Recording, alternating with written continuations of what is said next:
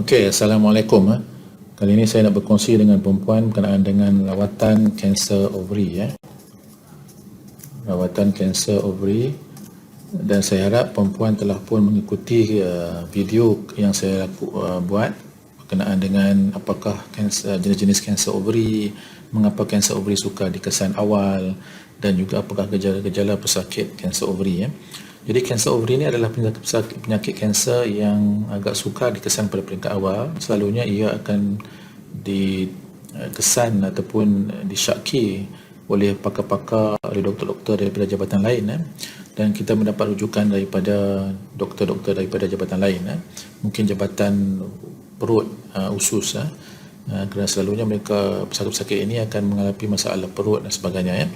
Dan terdapat juga rujukan yang dibuat daripada hospital swasta, dan pakar yang akan merawat kanser ovary ini sebaik-baiknya adalah pakar kanser ginekologi, pakar kanser ginekologi ataupun kita panggil gynecological oncologist, gynecological oncologist. Ini adalah pakar UNG yang telah menjalani latihan sub-kepakaran dalam bidang gynecology onkologi. Jadi mereka dipanggil gynecological oncologist. Pakar-pakar kanser ini terdapat di semua hospital-hospital utama di negeri, di hospital kerajaan di seluruh Malaysia. Jadi tidak ada masalah untuk bertemu dengan mereka.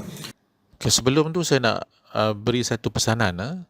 Ini satu perkara yang penting lah yang ingin saya pesan kepada perempuan semua yang disyaki mengidap kanser, supaya jangan terpengaruh dengan orang-orang yang mempromosikan rawatan alternatif. Tidak kira lah apa saja jenis rawatan alternatif tu, sama ada diet ke, vitamin, herba, akar-akar kayu dan lain-lain.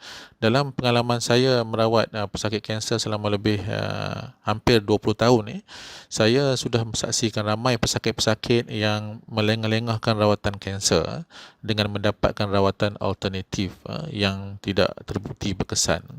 Saya belum lagi pernah bertemu dengan pesakit-pesakit kanser yang berjaya disembuhkan oleh rawatan-rawatan alternatif ni. Ada di antara mereka tu mendakwa sembuh tetapi sebenarnya sudah dirawat oleh pakar kanser.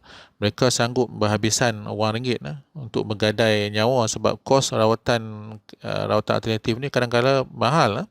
Wang ringgit kita boleh cari, tetapi melengah-lengahkan rawatan akan menyebabkan kanser itu merebak, dan apabila berjumpa dengan kami, kanser sudah berada di peringkat yang lewat dan sukar untuk disembuhkan. Jadi jika anda ingin mendapatkan maklumat yang tepat tentang kanser, dapatkan daripada orang yang layak. Jangan terpedaya dengan dakwaan palsu tentang kanser. Termasuk ada juga yang mendakwa bahawa kanser ni mudah saja dirawat dengan kaedah diet ataupun rawatan-rawatan tanpa ubat-ubatan. Saya bimbang anda akan dibebani dengan bukan sahaja masalah penyakit kanser, tetapi juga anda akan dibebani dengan masalah kewangan. Jadi apabila datang kepada kami pakar kanser, apa yang kami akan lakukan adalah kami akan mengambil sejarah pesakit. Kami akan melakukan pemeriksaan fizikal dan akan membuat ujian ataupun investigation. Di antara ujian yang kita akan buat adalah pertamanya ujian darah. Contohnya kita akan buat ujian full blood count. Full blood count ni kita akan ambil sel darah, ukur sel darah merah, sel darah putih, pembeku darah dan sebagainya. Kemudian kita akan tengok fungsi hati, ujian fungsi hati, liver function test, fungsi ginjal, buah pinggang, renal profile. Kita juga akan buat ujian gula darah, dan kita juga akan buat ujian yang penting ni, kita panggil tumor markers. Tumor markers ni adalah protein yang dihasilkan oleh kanser. Tak semua kanser ada tumor markers. Ada beberapa tumor markers yang kita akan buat. Semua ni ujian darah. Pertama CA125. Tak perlu tahu lah apa CA125, cuma tahu ini adalah protein yang dihasilkan oleh setengah kanser. Kanser jenis epithelial dia akan keluarkan CA125. Ada CEA, kita ada alpha fetoprotein, beta ECG. Ini semua adalah jenis-jenis glycoprotein yang dihasilkan oleh kanser, dan juga kadang kita juga akan buat CA99. So ini adalah sebahagian daripada tumor markers yang kita lakukan secara rutin untuk pesakit yang disyaki mengidap kanser ovary. Dan yang kedua yang kita akan lakukan adalah ujian imaging. Imaging ni adalah ujian pengimajan diagnostik. Pertama yang selalu kita buat adalah X-ray, chest X-ray, dada, X-ray dada, X-ray biasa yang kita ni. Kemudian kita akan lakukan ujian CT scan, CT scan yang melibatkan CT scan pelvis bahagian bawah perut, CT scan abdomen bahagian perut, CT scan thorax, thorax ni rongga dada, thorax. Ada juga tempat-tempat yang membuat MRI ataupun ada juga yang membuat PET scan, tapi ini jarang dilakukan lah, PET scan.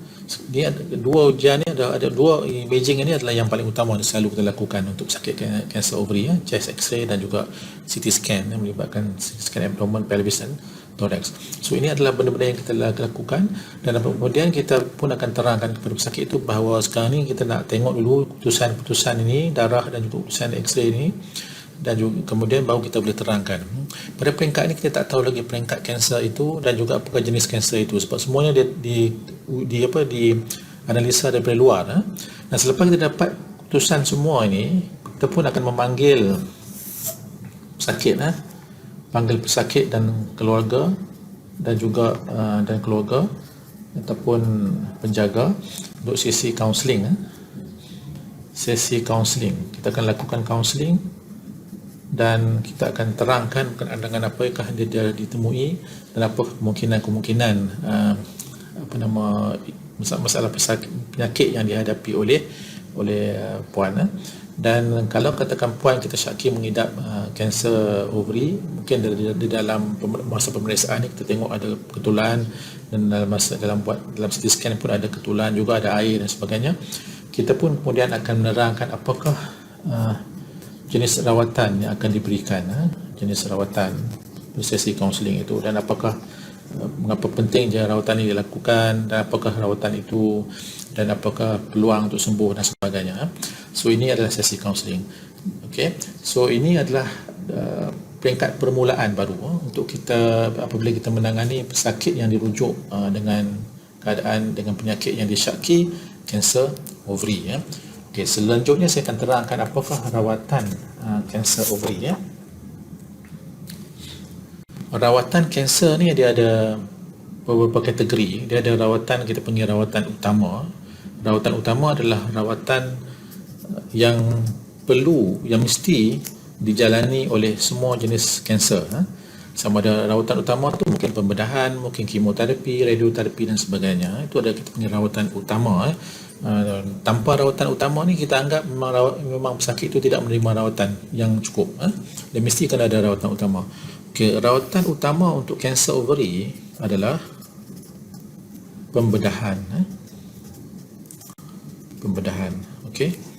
Dan jenis pembedahan yang dilakukan itu bergantung kepada peringkat kanser itu, dan juga bergantung kepada usia seseorang wanita, dan juga sama ada dia masih mahu mempunyai anak ataupun tidak. Jadi kita akan ambil pertimbangan juga. Dan tentu sekali pembedahan itu juga bergantung kepada peringkat kanser itulah. Jadi sebelum tu saya nak terangkan dulu tentang peringkat kanser ovary. Kalau kita ambil ini adalah rongga abdomen, ini kita ambil uluhati, ini pusat, ini ari-ari yang panggil, ari-ari suprapubik, ini epigastrium ataupun kita panggil ari-ari. Ini kita panggil uluhati, ari-ari. Okey. Dan rahim di bahagian bawah ni, kalau kita pegang abdomen atas ni memang tak rasa rahim tu. Rahim, okey. Dan kemudian kita ada faraj, dan di kiri kanan rahim ni ada ovary kiri kanan lah. Okey, kiri kanan. Dan kalau katakan kanser tu dia ada di sebelah kanan, ada di sini katakan. Okey, kita katakanlah. Jadi saya nak ajar sikit tentang, nak share sikit tentang anatomi. Dan kalau di pandangan sisi ini pandangan depan, pandangan sisi rahim di tengah pangkal rahim, kemudian ada faraj. Di depan ni pandangan sisi, di depan ni akan ada pundi kencing, pundi kencing. Okay, ini uretra. dan di belakang ni adalah rectum, tempat berak okey. Dan kanser ovary itu selalu di belakang, selalu di belakang rahim ni, dia selalu terletak di sini okey. Alright. Dan di bahagian abdomen pula, kalau perempuan ni katakan mulut, hidung perempuan ni mulut, okey, dagu so mulut, makanan masuk ke dalam mulut, kemudian masuk ke dalam esophagus, kita panggil esophagus ni akan turun ke bawah dan dia akan menjadi perut, stomach, duodenum, kemudian dia jadi usus kecil usus kecil ni panjang macam tu kemudian dia akan masuk ke usus besar. Peringkat awal usus besar ni kita panggil cecum, dan di cecum ni ada appendix. Cecum ni kemudian dia akan jadi usus besar yang naik ke atas, kita panggil ascending colon ni, dan dia akan melintang macam tu, transverse colon, kemudian dia akan turun ke bawah, descending colon, sigmoid colon, dan dia akan turun ke bawah, dia akan jadi rectum di bawah ni.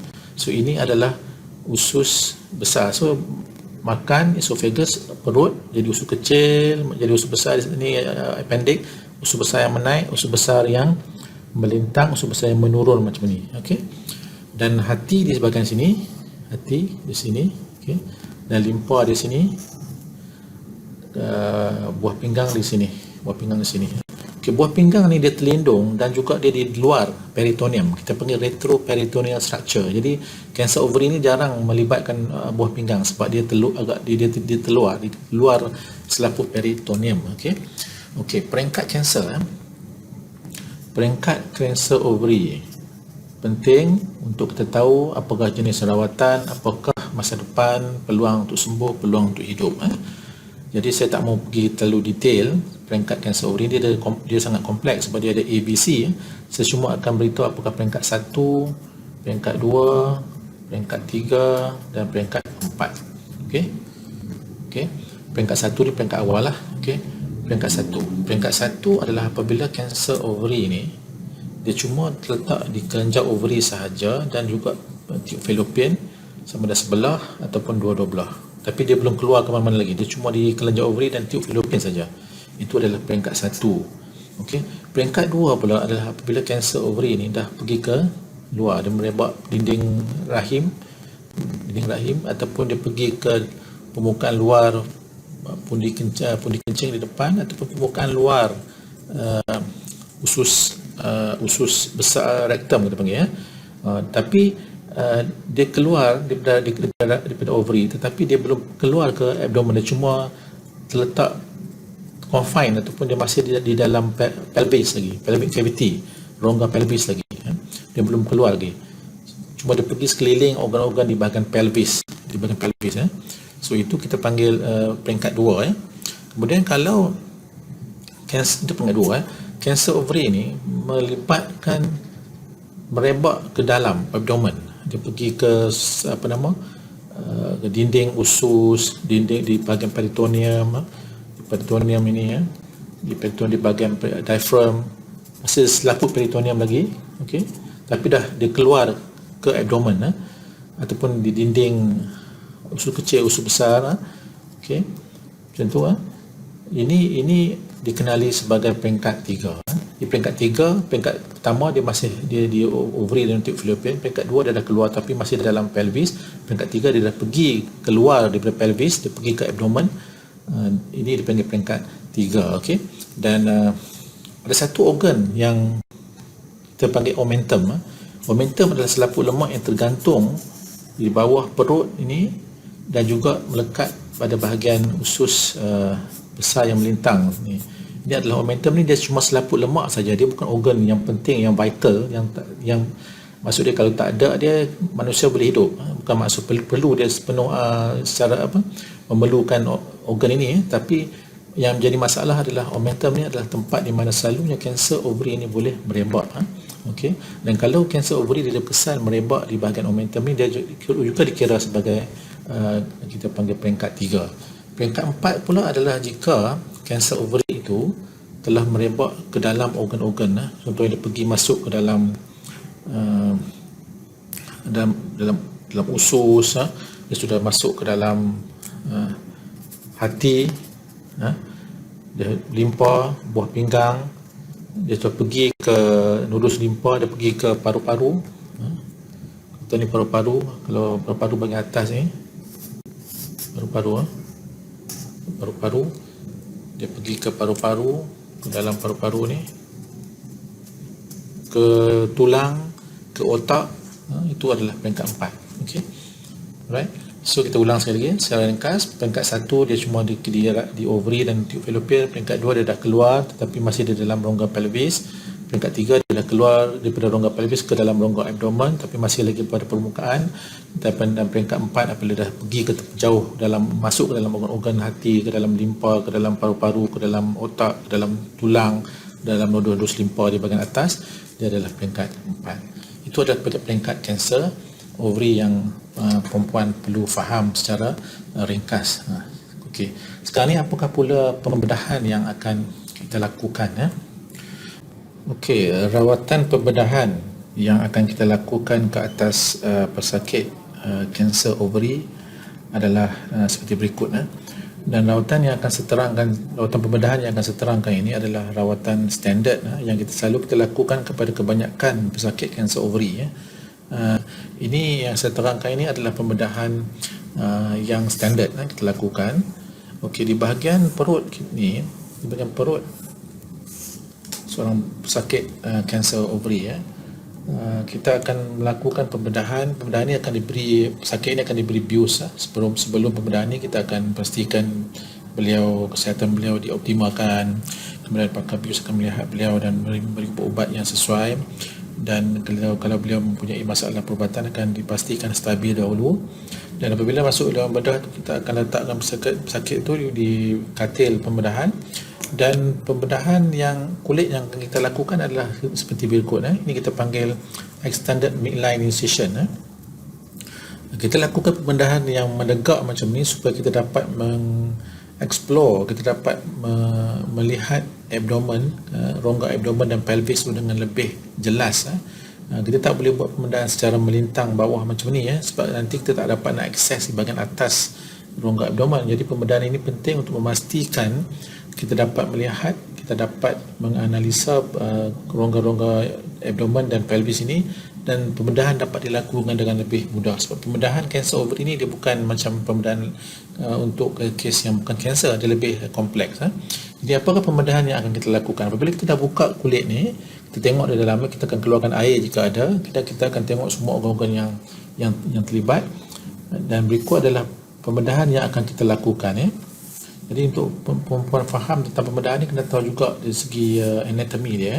Di pusat ulu hati, ari-ari, kemudian kita ada rahim, pangkal rahim dan juga faraj. Kemudian di kiri kanan tu ada tube fallopian dan juga ovary, dua-dua belah ovary. Okey. Dan katakan kata kanser itu melibatkan belah kanan di sini dan mungkin dah menembak ke atas tu dan tempat-tempat lain. Seperti yang saya sebutkan tadi, kita ada organ-organ tertentu yang perempuan kena faham seperti berikut. Tadi makanan masuk ke dalam esophagus yang saya sebutkan tadi, kemudian dia akan menjadi perut. Okey, perut menjadi duodenum, kemudian menjadi usus kecil. Usus kecil ni dah panjang. Okey, usus kecil ni yang panjang macam tu, panjang berbelit tu. Dan dia akan masuk ke dalam usus besar yang bermula dengan sikum, dan sini ada appendix yang keluar daripada sikum ni. Usus besar ni ada 3 atau 4 bahagian. Pertama yang naik ke atas ni yang kita panggil ascending colon, naik ke atas, kemudian dia melintang macam tu. Ni kita panggil transverse colon. Kemudian dia turun bawah macam tu. Turun bawah ni kita panggil descending colon, sigmoid colon, dan ke bawah menjadi rectum, tempat berak. Dia makanan masuk esophagus, ke perut, usus kecil, masuk ke usus besar, naik, melintang, turun ke bawah. Kemudian ada organ yang saya sebutkan tadi itu, iaitu momentum yang tergantung daripada bahagian perut dan perut dan melibatkan juga transverse colon. Ini adalah momentum. Okey, momentum. Right. Kemudian hati di bahagian sini, ni hati, okey. Dan si limpa di bahagian sini limpa. Buah pinggang selalunya jarang terkesan sebab dia diletak di bahagian luar, kita punya retroperitoneal structure, di luar selaput peritoneum. Jadi dia jarang terlibat. Tapi ini adalah organ yang agak penting untuk tuan-tuan perempuan faham. Okey, kanser ni apa yang pembedahan yang akan dilakukan selepas doktor pakar bedah melihat semua organ yang ni, dia akan tengok apakah organ yang terlibat. Kemudian pembedahan yang dilakukan secara standardnya adalah dia akan keluarkan pangkal rahim dan juga ketumbuhan, termasuk ovary yang ada, dan juga termasuk ovary yang normal sebelah yang satu lagi ni. So ini penting sebab kita tak mau tinggal ovary yang walaupun nampak normal sekarang. Kadang ada juga kes yang mana walaupun nampak normal dari segi luaran, tapi bila pakar patologi membuat section, dia dapati memang dah ada. Satu. Nombor dua, kita takut kalau tinggal kanser, kalau tinggal ovary yang normal ni, takut masa depan nanti wanita tersebut akan mengalami kanser yang satu sebelah lagi. Dan cuma dalam keadaan tertentu yang seseorang yang muda mungkin kita boleh pertimbangkan untuk kita preserve rahim dan kelenjar ovary yang normal. Saya akan terangkan itu. Ini adalah pembedahan yang asas, iaitu kena keluarkan rahim, keluarkan kedua-dua fallopian tube dan juga kelenjar ovary. Itu kita panggil total abdominal hysterectomy, TABSO, total abdominal hysterectomy, buang rahim, dan juga bilateral saphengophrectomy, iaitu kita buang kedua-dua ovary dan juga tube fallopian. Kemudian kita juga akan mengeluarkan omentum ni. Omentum ni pun perlu dikeluarkan sebab omentum ni lah tempat selalunya kanser ovary ni akan merebak. Dan jika kanser ovary telah merebak ke omentum, kita kata dia peringkat 3 ya. Jadi kita akan campur, kita panggil omentectomy. Omentectomy adalah pembedahan mengeluarkan omentum. Lepas tu di samping itu kita juga akan membuang appendix. Selalunya lah kita akan buang appendix yang kita panggil appendicectomy. Okey. Dan kadang-kadang kalau kita dapati nodus limpa, nodus limpa adalah di bahagian saudara besar di belakang tu ada saudara besar itu aorta, dan juga saudara iliac yang di bahagian pelvis ni. So, ada saudara besar di bahagian aorta, di sekeliling aorta ni adalah saudara arteri besar, dan di bahagian pelvis ni juga ada saudara besar di bahagian pelvis. Jadi kalau kita keluarkan nodus limpa di bahagian pelvis ni, kita panggil pelvic lymph node dissection. Kita keluarkan nodus limpa di bahagian pelvis, dan kalau kita keluarkan nodus limpa di bahagian para-aortic ni, di sekeliling aorta ni, kita panggil para-aortic lymph node dissection. Okey, selalunya kita akan keluarkan jika nodus limpa itu besarlah. Di samping itu, kita juga akan lakukan apa yang kita panggil debulking surgery. Sebab kadang-kadang apa yang berlaku adalah kanser ovary ini dia merebak banyak tempat, dia melekat-lekat di semua bahagian badan, bahagian peritoneum, di dinding-dinding organ, termasuk juga di dinding pundi kencing, dinding rektum. Dan kesemua ketumbuhan ketulan-ketulan ini kita kena keluarkan kalau boleh sebanyak yang mungkin. Memang kalau kita nak keluarkan 100% memang susah lah, sebab kadang-kadang tu dia terlalu kecil, dan kadang tu dia melibatkan organ-organ yang sangat penting, yang sangat bahaya untuk dilakukan. Jadi kita akan buat debulking, maksudnya kita keluarkan semua ni untuk membersihkan kanser-kanser yang ada di dalam rongga peritoneum dan juga rongga pelvis ni. Di samping tu, kalau kanser itu melibatkan katakan usus kecil macam tu, apa yang kita mungkin perlu lakukan adalah kita kena keluarkan sebahagian daripada usus kecil tu pula, dan akan sambung balik lah. Apabila dah keluarkan, kita akan sambung balik usus tu, ataupun usus besar. Kalau kanser tu menyumbat usus besar, kita kena keluarkan sebahagian daripada usus besar ni, dan kita akan sambung balik. Saya dah membuat video berkenaan dengan pembedahan yang kita panggil anterior resection. Mungkin perempuan boleh rujuk video-video saya yang lepas. So ini adalah yang kita panggil debulking.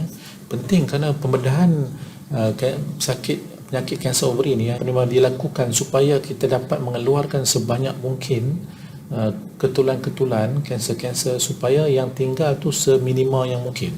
Memang kita tak mungkin dapat keluarkan 100%, tapi kita harap kita dapat mengeluarkan seminima yang mungkin. Kita mengeluarkan semaksimal yang mungkin untuk meninggalkan seminima yang mungkin.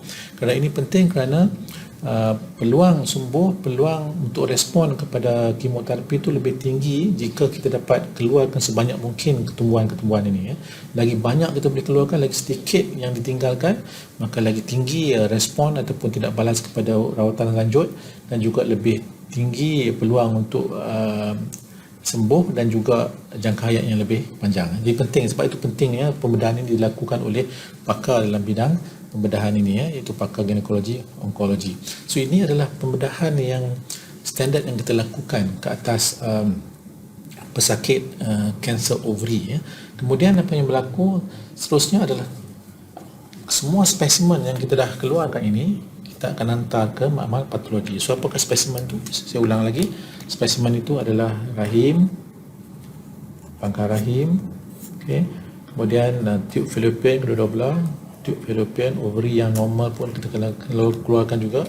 Kemudian ketumbuhan yang ada di dalam kelenjar ovary itu. Kemudian kita juga akan keluarkan omentektomi, okay. Momentum, okay. Kita juga keluarkan appendix, okay.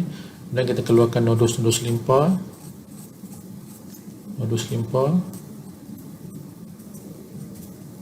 appendix. Kemudian kalau ada ketulan, okay, yang banyak kita akan keluarkan sebanyak yang mungkin. Okay. So ini adalah di antara spesimen-spesimen yang kita akan keluarkan daripada seorang pesakit kanser ovary, dan kemudian spesimen ini kita akan hantar ke makmal patologi. Kita masuk dalam formalin dan hantar makmal patologi, dan pakar patologi akan membuat blok dan juga slide-slide daripada semua bahagian-bahagian ini untuk dianalisa, dan daripada situlah dia pakar patologi akan mengesahkan kanser tu, mengesahkan kanser oleh pakar patologi. Jadi pakar patologi akan mengesahkan jenis kanser, nama apa jenis, daripada sama ada epithelial ke, sex cord stromal tumor ataupun germ cell tumor, jenis kanser. Kemudian dia juga tentukan sejauh mana dia merebak,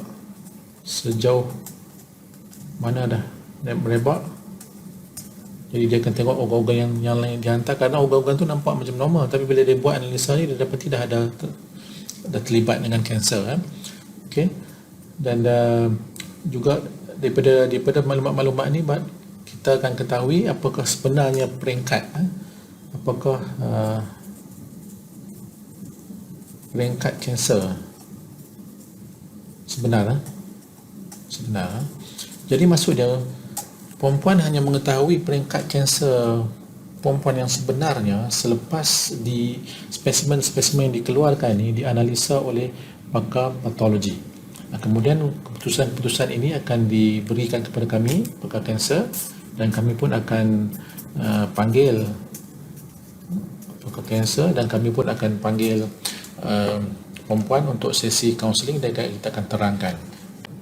Okey, jadi peringkat kanser yang muktamad, kanser ovary yang muktamad adalah berdasarkan kepada laporan patologi, laporan patologi yang dibuat oleh pakar patologi. Kemudian daripada berdasarkan kepada laporan patologi ini, okey, dan kita akan mengetahui peringkat kanser yang muktamad, kanser ovary yang muktamad.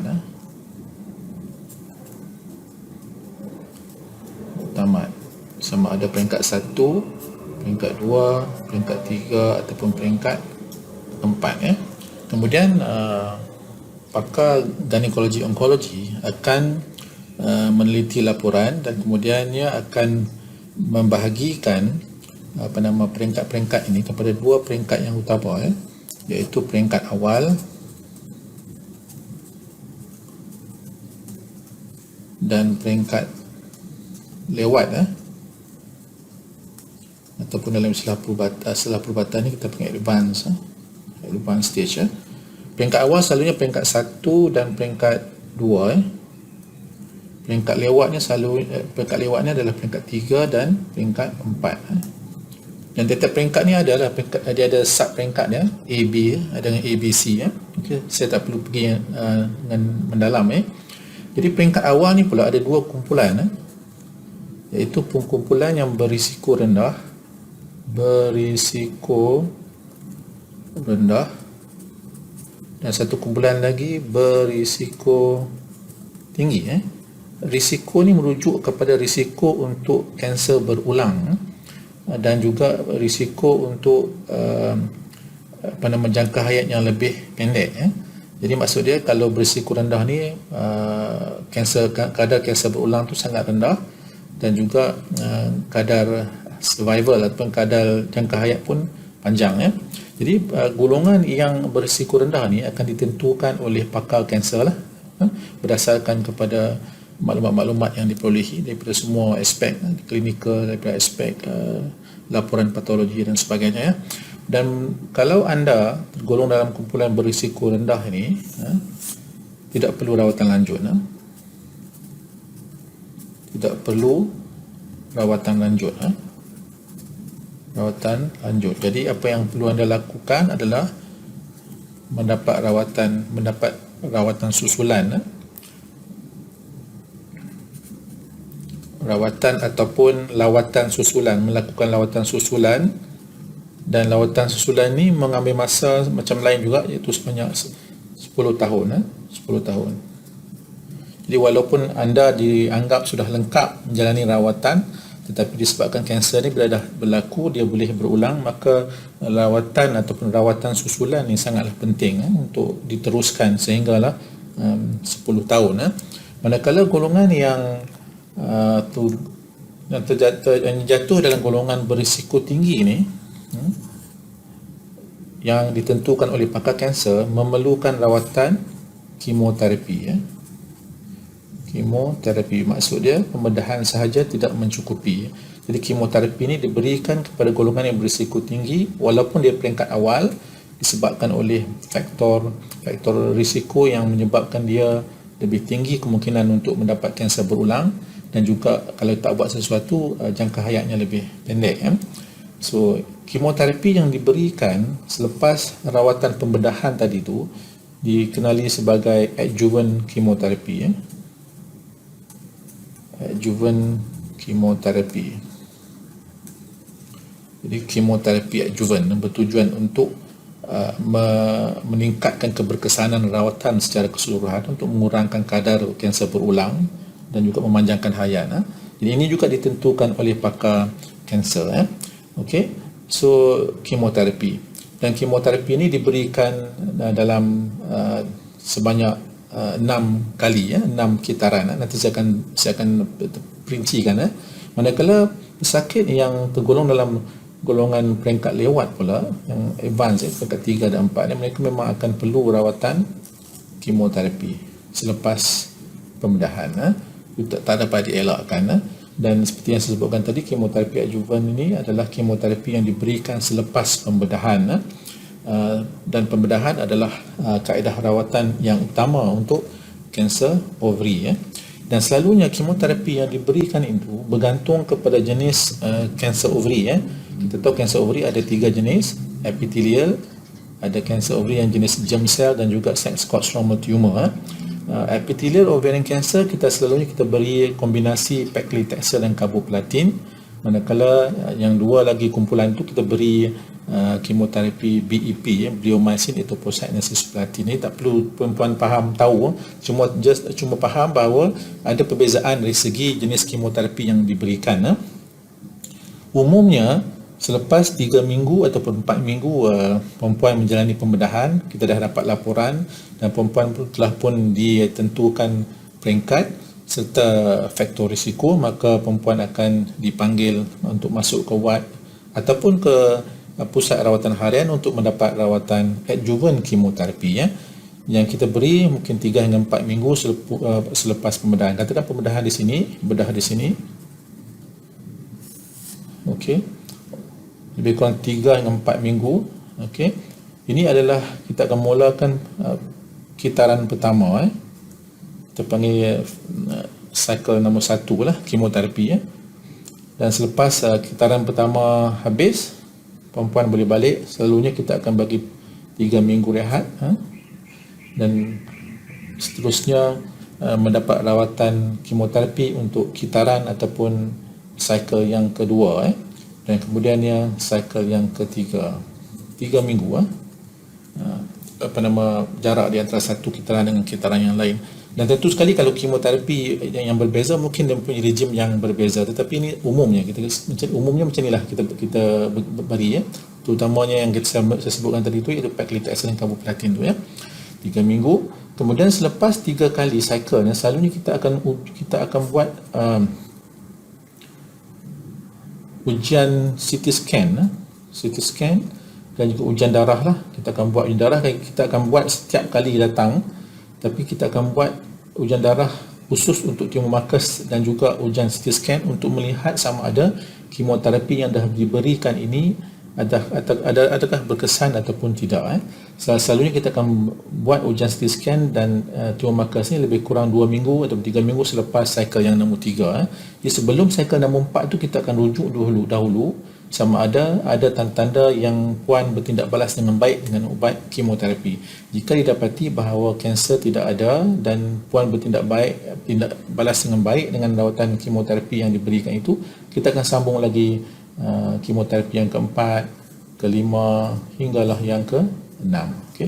Jadi selalunya kita akan beri sebanyak 6 kali ataupun 6 kitaran kemoterapi hinggalah kitaran yang ke-6. Dan jika tidak ada tanda-tanda puan mengidap kanser berulang ataupun puan berespon ataupun bertindak balas dengan baik dengan kemoterapi itu, maka kita akan berhenti pada cycle yang ke-6. Itu adalah kaedah rawatan adjuvant kemoterapi yang kita akan berikan kepada perempuan. Selepas perempuan tamat 6 kali rawatan kemoterapi, jadi perempuan akan diarahkan untuk datang untuk lawatan susulan. Perempuan akan diberikan jadual lawatan susulan. Ini adalah penting untuk memantau penyakit perempuan. Selalunya jadual ini bergantung kepada pakar-pakar lah. Pakar kanser yang berbeza mungkin dia mempunyai jadual lawatan yang berbeza. Hanya apa yang perlu perempuan lakukan adalah ikut arahan. Umumnya kita akan melihat setiap 3 bulan sekali untuk jangka masa setahun pertama, kemudian 4 bulan sekali untuk tahun kedua ya. Jadi maksud 2 tahun pertama ni kita agak agresif, kita tengok dalam jangka masa yang pendek. Sebab apa? Sebab 2 tahun pertama ni 80% daripada kes-kes kanser berulang berlaku dalam masa 2 tahun pertama. First 2 years, 2 tahun pertama ni paling penting sekali ya. Okay, untuk datang ke lawatan susulan atau rawatan susulan. Kemudian untuk tahun ketiga 6 bulan sekali untuk tahun ketiga hingga tahun kelima ya. Daripada tahun ke-6 seterusnya 1 tahun sekali. 1 tahun 1 year ataupun setahun lah. 1 tahun sekali, 1 tahun setiap tahun selama lagi 5 tahun. Okey. Dan maksudnya jumlah semua adalah 10 tahun. Jumlah 10 tahun lawatan susulan. Jadi kita faham ni perempuan tidak boleh maksudnya selepas rawatan telah lengkap, perempuan masih perlu untuk mendapat lawatan ataupun rawatan susulan selama 10 tahun untuk memantau, kerana walaupun sudah dirawat tetapi masih ada kemungkinan kanser itu berulang sebab kanser memang bersifat begitu ya. Okey. Di samping rawatan yang standard yang saya sebutkan tadi itu, iaitu rawatan pembedahan, kemudian kita tentukan faktor risiko dan peringkat, dan rawatan kemudian disusuli dengan rawatan kemoterapi ataupun tidak. Ada satu lagi pendekatan yang kita mungkin perlu lakukan ke atas individu tertentu, di mana kita memberi ubat kemo dahulu. Jadi kita beri ubat kemo dahulu, kemoterapi, barulah kita lakukan pembedahan. Kemudian kita sambung lagi kemoterapi. Okey, saya akan terangkan mengapa. Kalau ada pakar-pakar kanser yang menawarkan pendekatan yang begini, ini adalah satu pendekatan yang boleh diterima, terutama kepada 3 jenis kategori pesakit. Yang pertama, pesakit yang mengalami masalah perubatan yang tak terkawal.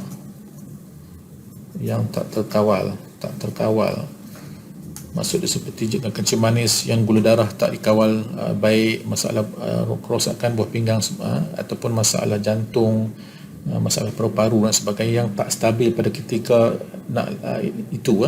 Dan jika dilakukan pembedahan, maka dia boleh meningkatkan risiko kepada pesakit itu lebih daripada manfaatnya. Ini satu kategori. Yang kategori kedua adalah jika risiko bius tu terlalu tinggi, terlalu tinggi. Okey, maksud dia kalau kita bagi bius pesakit yang perlu dibedah, tentulah perlu bius. Jadi kalau risiko bius tu terlalu tinggi, kita juga tak syorkan untuk lakukan pembedahan dahulu. Contohnya pesakit yang ada pulmonary embolism. Pulmonary embolism ni adalah darah beku di bahagian paru-paru ataupun deep vein thrombosis, darah beku di bahagian kaki. Dan kalau diberi ubat abuse ataupun pada masa itu dia boleh menyebabkan kematian. Dan lagi mungkin dia mengalami air di dalam paru-paru yang kita panggil pleural effusion, yang mana kanser itu telah merembak ke selaput paru-paru dan menyebabkan pengumpulan air pada bahagian paru-paru. Ini menyebabkan risiko bius yang tinggi. Sebab apa? Masa bius tu kena masukkan tube untuk bagi bantuan pernafasan dan lain-lain lagi. Ada faktor yang ditentukan oleh pakar bius yang mana risiko bius tu terlalu tinggi. Dan faktor yang ketiga adalah pesakit-pesakit yang mempunyai penyakit kanser yang sangat ekstensif, banyak sangat, melekat-lekat pada organ-organ, usus, pundi kencing, organ-organ lainlah yang penting, di mana kita rasa kalau pembedahan dilakukan dahulu, dia boleh menyebabkan banyak komplikasi yang memudaratkan pesakit, seperti pendarahan yang banyak, terpaksa membuang organ dan menyebabkan banyak komplikasi hingga manfaat bedah itu lebih mudarat bedah itu lebih tinggi daripada manfaatnya. Jadi ketiga-tiga kumpulan wang ini, salah satu ataupun ketiga kumpulan wang ini akan perlu ditangani dengan kaedah rawatan yang berbeza, di mana kita beri ubat kemo dahulu. Tujuan kita bagi ubat kemo dahulu adalah untuk memberi masa supaya masalah-masalah perubatan yang dapat dikawal, dan masalah-masalah yang risiko bius ini dapat distabilkan sehingga pakar bius rasa selamat. Dan juga penyakit-penyakit kanser yang terlalu ekstensif ni, apabila kita dah bagi kemoterapi, ketumbuhan ataupun ketulan kanser yang ada dalam badan pesakit itu telah mengecil, dan apabila kecil tentulah pembedahannya lebih mudah dilakukan, dan komplikasinya kurang dan pembedahan itu lebih berjaya. Dan sebelum kita bagi ubat kemoterapi ni, selalunya kita akan ambil biopsi dulu, biopsi ataupun suntik cubitan menggunakan needle ataupun menggunakan trokat biopsi itu ke atas ketumbuhan tu, dan kita pastikan dulu yang memang ketumbuhan itu adalah kanser. Untuk pastikan kanser, jadi kita tak beri kemoterapi sebarangan. Kita kena pastikan yang ketumbuhan yang ada dalam diri pesakit itu memang kanser. Selepas kita biopsi dah pastikan kanser, barulah kita start ubat kemoterapi. Lepas lebih kurang 3 hingga 4 kitaran, kita akan tengok balik pesakit tu, dan kalau kita dapati semua dah stabil dan ketumbuhan tu dah mengecil, barulah kita akan lakukan pembedahan. Dan kemudian selepas pembedahan ni sambung balik kemoterapi yang belum lengkap tu, kemoterapi. Maksudnya kalau kita bagi 3 kali sini, tambah lagi 3 kali 3 kitaran. Kalau 4 kali kitaran sini, kita tambah lagi 2 kitaran, bergantung kepada berapa kitaran yang kita beri sebelum, dan kemudian kita akan bakinya kita akan beri selepas pembedahan ni. Dan kadang-kadang ada juga pesakit yang memerlukan lebih daripada 6 kali disebabkan oleh ketumbuhan tu tak hilang, masih ada, jadi dia perlu extend lagi, mungkin 9 kali ataupun 12 kali. Itu bergantung kepada budi bicara dan keputusan pakar kanser. Kemoterapi yang diberikan sebelum pembedahan ni adalah dianggap sebagai rawatan utama. Jadi kemoterapi yang diberikan sebelum pembedahan, sebelum rawatan utama ni dikenali sebagai neoadjuvant chemotherapy. Okey. So yang tadi adjuvant kemoterapi, kita beri kemoterapi selepas pembedahan, tapi ini kita beri kemoterapi sebelum pembedahan, kita panggil neoadjuvant kemoterapi ke atas pesakit yang saya sebutkan di atas. So ini adalah salah satu pendekatan yang boleh dipertimbangkan ke atas pesakit-pesakit yang terpilih. Okey, ada satu lagi kategori pesakit di mana kita mungkin mengambil pendekatan yang berbeza daripada apa yang saya terangkan sebelum ini, ya. Iaitu pesakit yang muda. Pesakit tu dia masih muda, mungkin dia masih bujang, masih bujang, belum ada anak lah, ataupun dia ada anak tapi anak mungkin seorang, anak seorang saja contohnya. Jadi kalangan ini dianggap kalangan yang masih muda, yang masih berhajat untuk berkahwin ataupun berhajat untuk ada anak, untuk memiliki anak. So maksud mereka tidak lagi, kita kata tak complete family lagi, ya. Dan mereka juga mengidap penyakit kanser peringkat awal, ataupun jenis yang tidak agresif, okey. Dan satu lagi kanser yang jenis germ cell tu yang mudah yang dirawat dengan kemoterapi, ya. Jadi ada kes-kes ataupun pesakit-pesakit yang terpilih yang saya sebutkan di atas ni yang boleh kita syorkan, yang kita boleh pertimbangkan rawatan yang kita panggil fertility preserve surgery, ya. Jadi tadi saya sebutkan tadi, pembedahan itu melibatkan mengeluarkan organ peranakan semuanya sehingga wanita itu tidak boleh hamil dan tidak ada haid. Jadi kes-kes tertentu kita boleh pertimbangkan apa yang kita panggil fertility preserve surgery, ya. Fertility ini adalah kesuburan, preserve ni kita mempertahankan, kita mengekalkan kesuburannya dan dilakukan pembedahan. Sebab seperti yang saya sebutkan tadi, dalam fertility preserve surgery ini, apa yang kita berlakukan adalah, okey, ini adalah ni rahim, pangkal rahim, faraj, kemudian okey, ovary sebelah ni normal, sebelah lagi tu kanser, sebelah ni kanser. Okay. Jadi dalam fertility preserve surgery ni, apa yang kita buat adalah kita cuma keluarkan ovary dan tiub fallopian sebelah sahaja. Jadi kita kekalkan rahim ni, dan juga kelenjar ovary yang normal kita kekalkan supaya pada masa hadapan wanita ini dapat hamil dan dapat mempunyai anak. So ini cuma kes yang terpilih sahaja. Lepas tu kita memang akan keluarkan juga omentum. Okay. Omentum yang kita akan keluarkan juga, dan juga kita akan keluarkan juga nodus-nodus limfa ini, dan beberapa selaput peritoneum perlu dikeluarkan juga untuk memastikan peringkat dia. Jadi kita masih perlu keluarkan lain-lain organ yang saya sebutkan tadi, ya. Dan ini kita panggil fertility preserve surgery sebab kita mengekalkan rahim dan juga mengekalkan sebelah kelenjar ovary, ya. Jadi tapi pendekatan ini agak berisiko lah sebab kita masih tinggalkan ovary, tetapi memandangkan pesakit ini bersetuju sebab dia pula masih anak, masih muda, kita boleh pertimbangkan. Dan selepas pakar patologi menganalisa spesimen-spesimen ni, seperti biasa kita akan kategori sama macam tadi itu, adakah dia berisiko rendah ataupun berisiko tinggi. Kalau berisiko tinggi, dia memang memerlukan rawatan kemoterapi, dan kalau tidak, dia tak perlu rawatan kemoterapi. Dan rawatan susulan juga adalah sama. Dan selalunya pesakit-pesakit ini yang dah dirawat secara fertility preserve surgery ini, selalunya dia akan memerlukan rawatan susulan ataupun pemantauan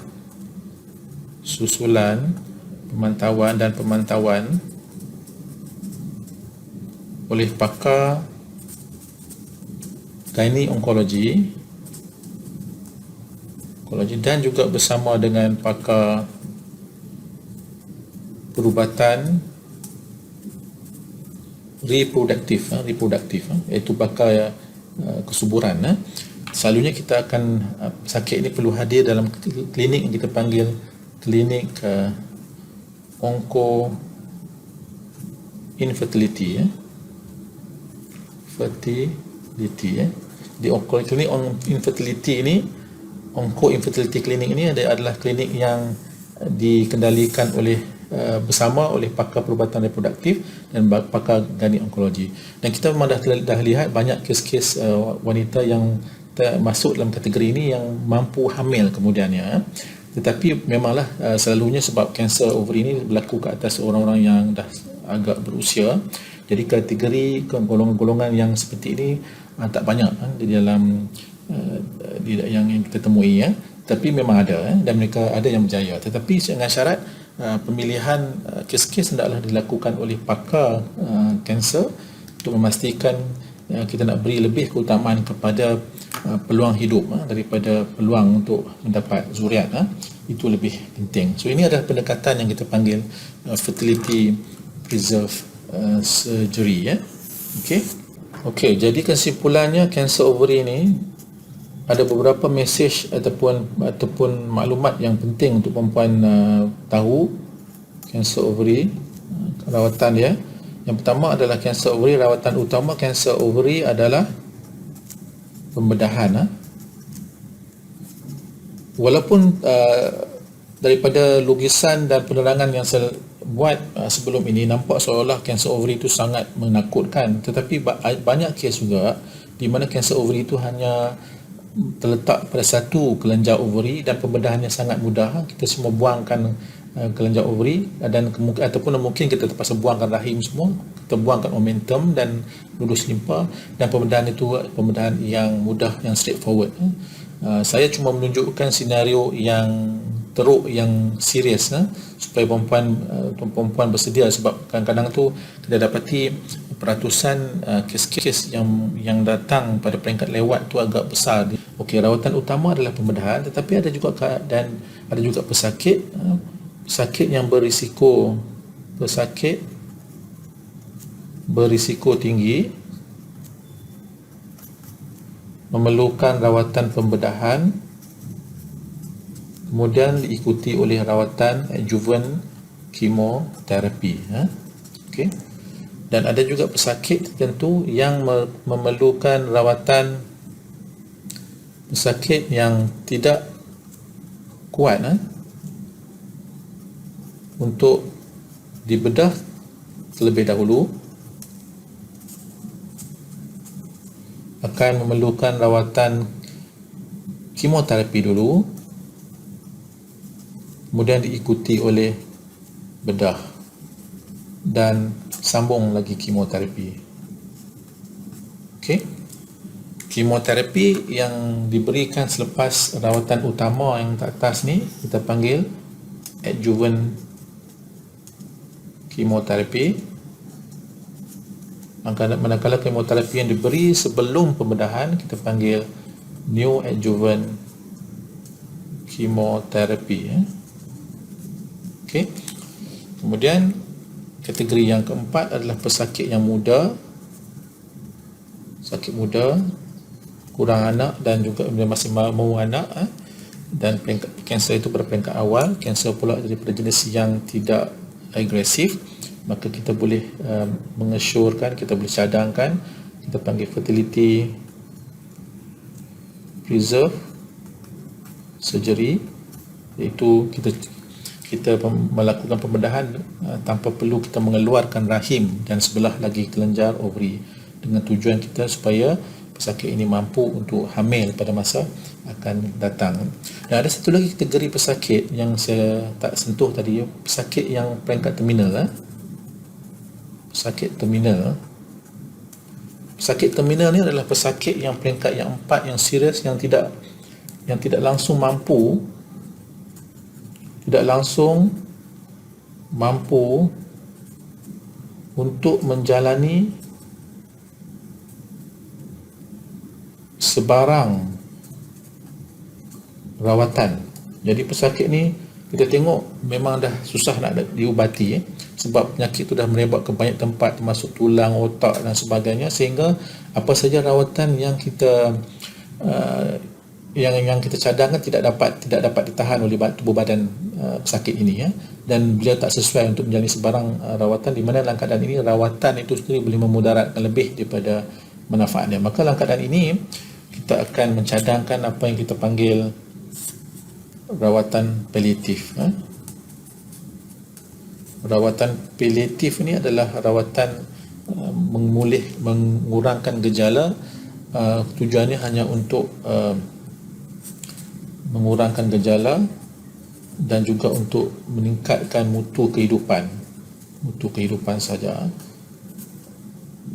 Dan dalam keadaan ini memang kita akan beritahu pada pesakit dan ahli keluarga bahawa rawatan ini, tidak ada rawatan untuk menyembuhkan kanser ini, dan apa yang kita lakukan cuma nak bagi pesakit itu rasa selesa saja. Ini adalah perawatan paliatif. So ini adalah kesimpulan kaedah-kaedah rawatan kanser ovary, ya. Dan saya harap semoga video yang telah dipaparkan tadi memberi manfaat kepada perempuan, dan saya sudahi dengan terima kasih dan Assalamualaikum.